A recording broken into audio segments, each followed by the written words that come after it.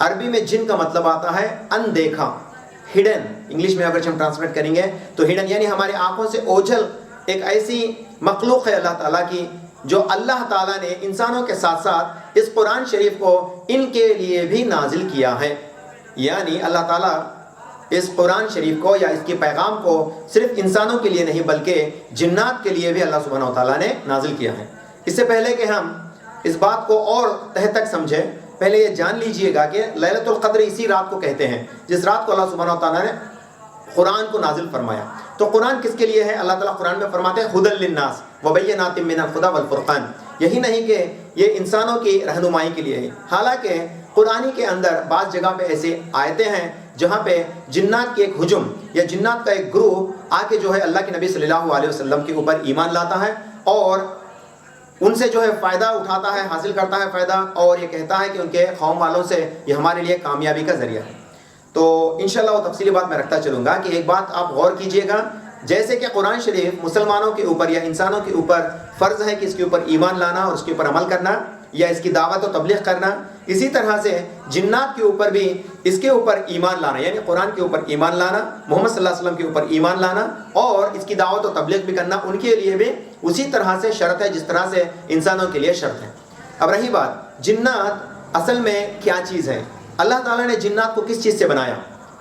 جب آپ قرآن پڑھیں گے سورہ رحمان سورہ نمبر 55 کی آیت نمبر 14 اور اسی طرح سے سورہ اعراف سورہ نمبر 17 کی آیت نمبر 12 جب آپ پڑھیں گے تو اللہ تعالیٰ قرآن کے اندر فرماتے ہیں کہ خلقت الجن من النار من مارج من نار. اللہ تعالیٰ فرماتے ہیں خلق الانسان من صلصال کالفخار وخلق الجان من مارج من نار. ہم نے انسان کو کھنکھناتی ہوئی مٹی سے پیدا کیا اور جنات کو آگ کے شعلے سے پیدا کیا. یعنی جب ہم فائر لگاتے ہیں، جب ہم آنچ لگاتے ہیں، آنچ کے اندر سے جو شدت پیدا ہوتی ہے، جو جلانے کی شدت پیدا ہوتی ہے تو وہ شعلہ کہتا ہے، اور اس شعلے سے اللہ تعالیٰ نے جن کو پیدا کیا.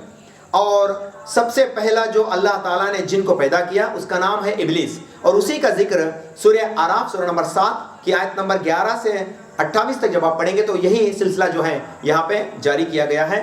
اور یہ جن ہے، یہ ابلیس، یہ اللہ کے نبی صلی اللہ علیہ وسلم فرماتے ہیں صحیح مسلم کے اندر کتاب نمبر 7 کی جو ہے حدیث نمبر 7495 میں 7495 میں اللہ کے نبی صلی اللہ علیہ وسلم فرماتے ہیں جنات کو اللہ تعالیٰ نے آگ کے شعلے سے پیدا کیا. یعنی یہ جلانے کی صفت رکھتا ہے یا وہ اسی سے پیدا کیا گیا ہے.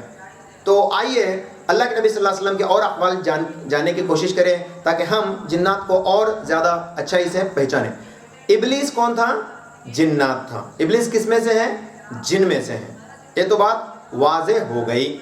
اب ہمیں گمان نہیں ہونا چاہیے کہ ابلیس الگ ہے، شیطان الگ ہے، جن الگ ہے، نہیں، بلکہ ابلیس جنات کا سب سے بڑا جن ہے، یعنی وہی شیطان بھی ہے.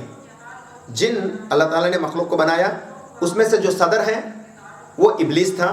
جب ہم تاریخ کی کتابوں میں پڑھیں گے البدایہ والنہایہ کی جلد نمبر 1 کے اندر شروعات میں ابتدائی اوصاف میں جو ہے جب ہم پڑھیں گے تو وہاں پہ امام ابن کثیر رحمۃ اللہ علیہ بڑی اچھی انداز میں جو اس بات کو سمجھاتے ہیں.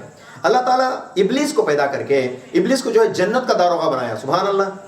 جس جنت کو اللہ تعالیٰ نے ابلیس کے اوپر حرام کیا، اس جنت کا سب سے پہلا داروغہ کون تھا؟ ابلیس تھا.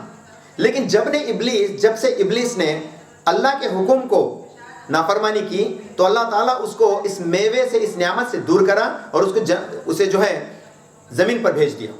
اور جب وہ وعدہ کرا، اور ایسے کے واقعات ہم لوگ ایک دو جان کے رہتے ہیں، لیکن پہلے یہ دیکھ لیجئے گا ابلیس جنت کا داروغہ تھا اور اچھا خاصا پورا ترتیب چل رہا تھا. تو اللہ تعالیٰ نے یہ ارادہ کیا کہ ہم زمین پر خلیفہ بنائیں. جیسے کہ آپ اس سے پہلے بھی سن کے رہتے ہیں اور اس سے پہلے کے لیکچر میں بھی اسی بات کو ہم نے دریافت کیا ہے.